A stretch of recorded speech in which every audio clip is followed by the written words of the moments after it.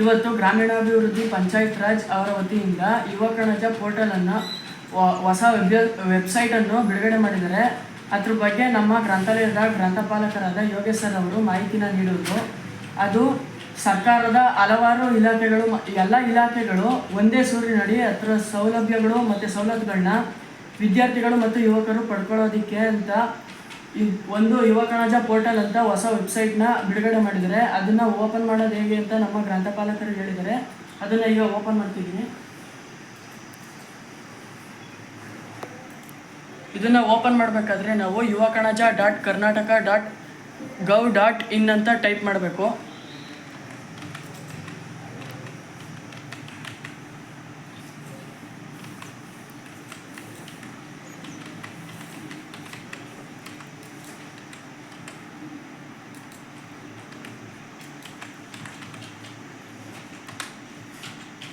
ಇದನ್ನು ಓಪನ್ ಮಾಡಿದ್ರೆ ನಮಗಿಲ್ಲಿ ಇದ್ರದ್ದು ಅಪ್ಲಿಕೇಶನ್ ಓಪನ್ ಆಗುತ್ತೆ ವಿಂಡೋ. ಇದರಲ್ಲಿ ನಮಗೆ ಯಾವ ಭಾಷೆ ಬೇಕೋ ಅದನ್ನು ಚೂಸ್ ಮಾಡ್ಬೋದು. ಇಲ್ಲಿ ಕನ್ನಡದಲ್ಲಿ ಐತೆ. ಅಕಸ್ಮಾತ್ ಅವ್ರಿಗೇನಾದರೂ ಕನ್ನಡ ಬರೋಲ್ಲ, ಇಂಗ್ಲೀಷ್ ಬೇಕು ಅಂತಂದರೆ ಇಲ್ಲಿ ಇಂಗ್ಲೀಷ್ನ ಬದಲಾಯಿಸ್ಕೋಬೋದು.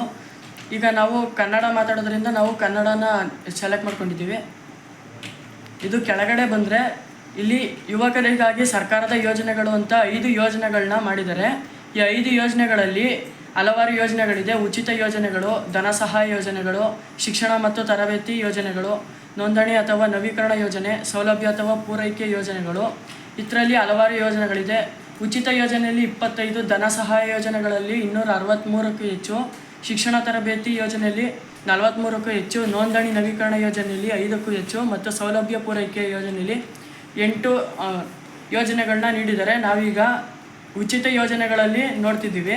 ಉಚಿತ ಯೋಜನೆಗಳಲ್ಲಿ KSRTC ಅವರ ವತಿಯಿಂದ ಅಂಧರ ಉಚಿತ ಪಾಸ್ ಅಂದರೆ KSRTC ಇಲಾಖೆಯಿಂದ ಅಂಧರಿಗೆ ಉಚಿತ ಪಾಸ್ಗಳನ್ನ ನೀಡ್ತಿದ್ದಾರೆ.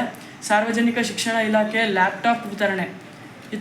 ಇದ್ರ ಬಗ್ಗೆ ನಾವು ಇನ್ಫಾರ್ಮೇಷನ್ ತಿಳ್ಕೊಬೋದು. ಸೌಲಭ್ಯ SSLC ಪರೀಕ್ಷೆಯಲ್ಲಿ ಶೈಕ್ಷಣಿಕ ಜಿಲ್ಲಾವಾರು ಮತ್ತು ಶೈಕ್ಷಣಿಕ ಬ್ಲಾಕ್ವಾರು ಜಿಲ್ಲಾವಾರು ಅತಿ ಹೆಚ್ಚು ಅಂಕ ಪಡೆದು ಅಭ್ಯರ್ಥಿಗಳನ್ನು ಹೊರತುಪಡಿಸಿ ಅತಿ ಹೆಚ್ಚು ಅಂಕ ಪಡೆದ ಸರ್ಕಾರಿ ಪ್ರೌಢಶಾಲೆಯ ತಲಾ 3 ವಿದ್ಯಾರ್ಥಿಗಳಿಗೆ ಪ್ರೋತ್ಸಾಹದಾಯಕವಾಗಿ ಲ್ಯಾಪ್ಟಾಪ್ ವಿತರಣೆ. ಈ ರೀತಿ ನಮಗೆ ವಿದ್ಯಾರ್ಥಿಗಳಿಗೆ ಮತ್ತು ನಮಗೆ ವಿದ್ಯೆಗಾಗಿ ಹಲವಾರು ಸ್ಕೀಮ್ಗಳನ್ನ ಮಾಡಿದ್ದಾರೆ, ಹಲವಾರು ಯೋಜನೆಗಳನ್ನ ಅಳವಡಿಸಿದ್ದಾರೆ. ಇದರಲ್ಲಿ 8ನೇ ತರಗತಿ ವಿದ್ಯಾರ್ಥಿಗಳಿಗೆ ಸಾರ್ವಜನಿಕ ಶಿಕ್ಷಣ ಇಲಾಖೆ 8ನೇ ತರಗತಿ ವಿದ್ಯಾರ್ಥಿಗಳಿಗೆ NMMS ಸ್ಪರ್ಧಾತ್ಮಕ ಪರೀಕ್ಷೆ ಸರ್ಕಾರಿ ಅಥವಾ ಅನುದಾನಿತ. ಇದರಲ್ಲಿ ನಾವು ಇನ್ಫಾರ್ಮೇಷನ್ನ ನೋಡೋದಾದರೆ ಇದು ಅರ್ಹ ವಿದ್ಯಾರ್ಥಿಗಳಿಗೆ 9ನೇ ತರಗತಿಯಿಂದ 12ನೇ ತರಗತಿಯವರೆಗೆ ಪ್ರತಿ ವರ್ಷ ರು 12,000ಗಳನ್ನು ನೀಡಲಾಗುವುದು. ಉನ್ನತ ಶಿಕ್ಷಣ UGC ನಿಯಮದಂತೆ ನೀಡಲಾಗುವುದು. ಈ ರೀತಿ ವಿದ್ಯಾರ್ಥಿಗಳಿಗೆ ಹಲವಾರು ಯೋಜನೆಗಳನ್ನ ಉಚಿತವಾಗಿ ಮಾಡಿಕೊಡೋದ್ರಿಂದ ವಿದ್ಯಾರ್ಥಿಗಳಿಗೆ ಇದು ತುಂಬ ಉಪಯೋಗ ಆಗುತ್ತೆ. ಮತ್ತು ಇಲ್ಲಿ ಶಿಕ್ಷಣ ಮತ್ತು ತರಬೇತಿ ಯೋಜನೆಗಳಲ್ಲಿ ವಿದ್ಯಾರ್ಥಿಗಳಿಗೆ ಸ್ಕಾಲರ್ಶಿಪ್ಗಳು ಮತ್ತು ವಿದ್ಯಾರ್ಥಿ ವೇತನಗಳು ಅದನ್ನು ಉಚಿತವಾಗಿ ನೀಡಲಾಗುತ್ತದೆ. ಇಲ್ಲಿ ಹಲವಾರು ರಾಜೀವ್ ಗಾಂಧಿ ಸಾಲ ವಿದ್ಯಾರ್ಥಿ ವೇತನ ಯೋಜನೆ ಮತ್ತು ಕಾಲೇಜು ಶಿಕ್ಷಣ ಇಲಾಖೆಯವರಿಂದ ಸೇವಾ ಸಿಂಧು ಈ ರೀತಿ ಹಲವಾರು ಸ್ಕೀಮ್ಗಳನ್ನ ಮಾಡಿದ್ದಾರೆ. ಮತ್ತು ಇಲ್ಲಿ ಸಾರ್ವಜನಿಕ ಶಿಕ್ಷಣ ಇಲಾಖೆ ಪ್ರಧಾನ ಮಂತ್ರಿ ಪೋಷಣ್ ಶಕ್ತಿ ನಿರ್ಮಾಣ, ಮಧ್ಯಾಹ್ನ ಉಪಹಾರ ಯೋಜನೆ ಈ ರೀತಿ ಹಲವಾರು ಯೋಜನೆಗಳನ್ನ ಮಾಡಿದ್ದಾರೆ.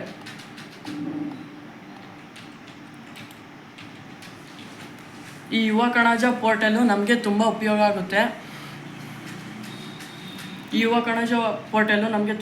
ಆಗುತ್ತೆ.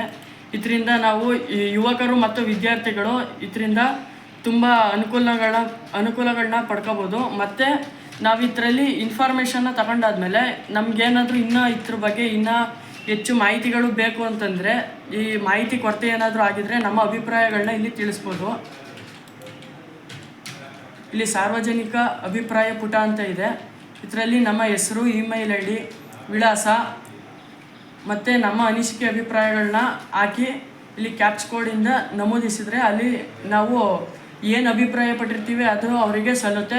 ಅದರಿಂದ ಅವರು ಮುಂದೆ ಏನಾಗಬೇಕು ಅಂತ ಯೋಚನೆ ಮಾಡಿ ಅದ್ರ ಬಗ್ಗೆ ಕ್ರಮ ಕೈಗೊಳ್ತಾರೆ.